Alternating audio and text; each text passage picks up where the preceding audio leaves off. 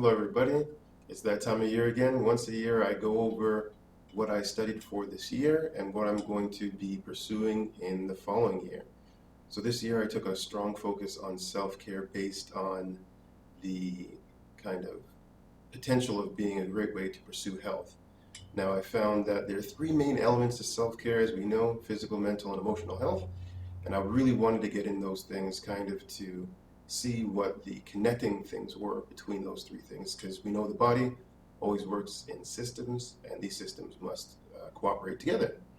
So in doing that pursuit, physical health was pretty straightforward. There are some unique things there when it comes to neural anatomy and all those kind of things, but that was pretty straightforward. Then I got into kind of the mental health realm, which is a little bit more tricky to distinguish from emotional health. They really always seem like almost the exact same thing.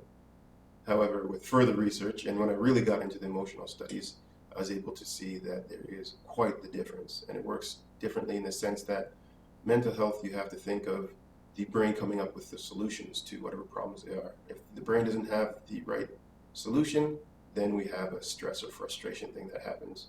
Whereas emotional kind of stress comes more from a subconscious level and interacts with a different kind of system. I thought this was very unique. As I was looking through these things, it started to prompt me towards the question of why are we not really capitalizing on self-care when we know it's a great thing for us? And the idea is that we've never really been good at it, and it's nothing that we've tried to pursue in any major way. So this is something that started to become more and more important to me. If we know that physical health is important, mental health and emotional health, then why are we not pursuing the thing that kind of ties them all together? So in this way, I started to do more study on the connection between mental and emotional health. And then I was seeing where we can really capitalize on this thing. Coming to the end of this year, maybe about 3-4 months ago, I really started to get into what was considered the environment of health. This more to do with humans. We know that each living creature has an environment that supports us, but as humans, we can kind of live anywhere and we have lots of potential to do many things. So what really is our environment that supports us as a kind of culture? This becomes very interesting. And how do we actually find out what these supportive elements are? And I'd say that they're best seen when all three of these elements come together. And how do we find that? This all becomes very interesting and really captivated me for the pursuit of this inquiry for the next year coming. I can tell you that it is going to be quite interesting in the connections that are made, trying to find this environment for human health.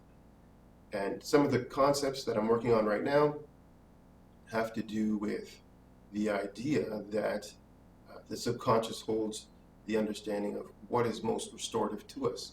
The fact that our childhoods give us the opportunity to express and enjoy life in a carefree way, and our adult life is to refine that carefree way and to kind of make amends with our childhood and move forward.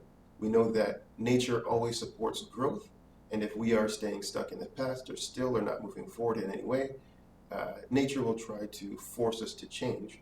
We also know that we pay close attention to things that are done wrong or negative. In this way, I think it's very important because our body's trying to, or our nature is trying to show us that we need to learn from the scenario. And this is why we focus strongly on negative, maybe 2 or 3 times more powerful on the negative than positive. We've already learned those lessons.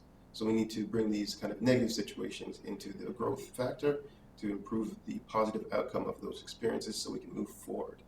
Whew. So that is some of the information moving forward on that human environment for health. Thank you guys for listening.